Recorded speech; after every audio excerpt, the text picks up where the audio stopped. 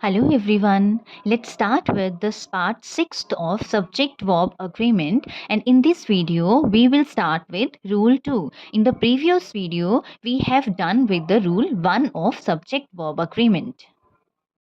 So let's start. According to this rule, when we have everybody, everything, nobody, nothing, somebody, something, and anybody, anything, when we will have these pronouns in a sentence, we will consider them as singular. They are singular pronouns.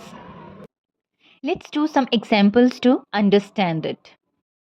See the sentence, everybody should protect himself or themselves. You have to select anyone from thieves. See the sentence, everybody is singular, so we have to use singular one.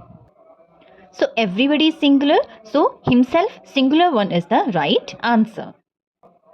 See the next sentence, everything looks beautiful itself in themselves. Everything is singular, so looks is the right answer. Beautiful itself is the singular. So this is the right answer. The next sentence, everyone wants to qualify in the examination. Everyone is there, singular is there, so that's why wants is the right answer.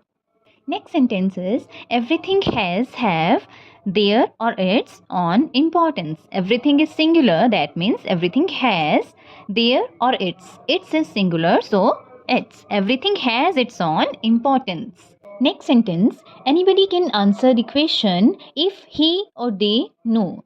We are known that anybody is subject here. So according to the subject, we have to use this one here.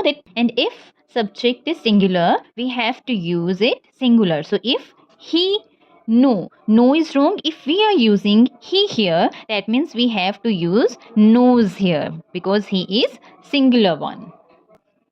See the next sentence, nothing but some questions are tough. Nothing is subject here. So nothing but some questions. Here questions is plural, but we have to see the subject here.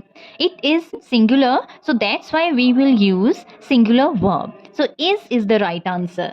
This is very important question if you are preparing for any competitive exam. This kind of question you will definitely find in the subject verb agreement.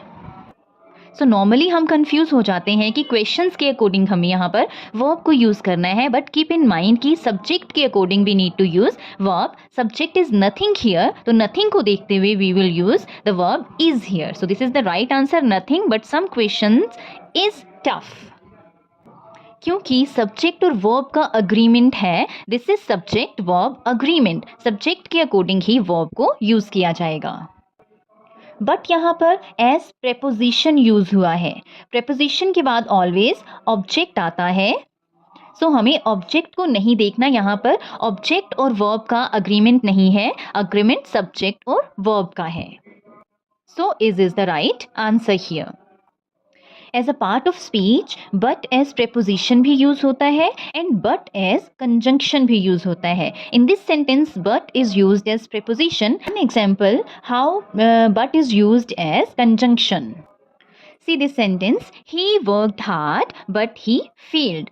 But is used as conjunction here. How do we come to know? He is subject, worked is verb. He is subject, failed is verb. जहाँ subject and verb होता है that is a clause. Subject and verb clause. क्योंकि but जो है वो to close को जोड़ रहा है, that's why it is conjunction here. जब ये टू क्लोज को जोड़ेगा in that situation ये conjunction का काम करेगा, normally ये preposition का काम करेगा. I think it is clear to you. So this rule 2 is very important for your competitive exam. That's all for today. We'll discuss next rule in the next part. Thank you.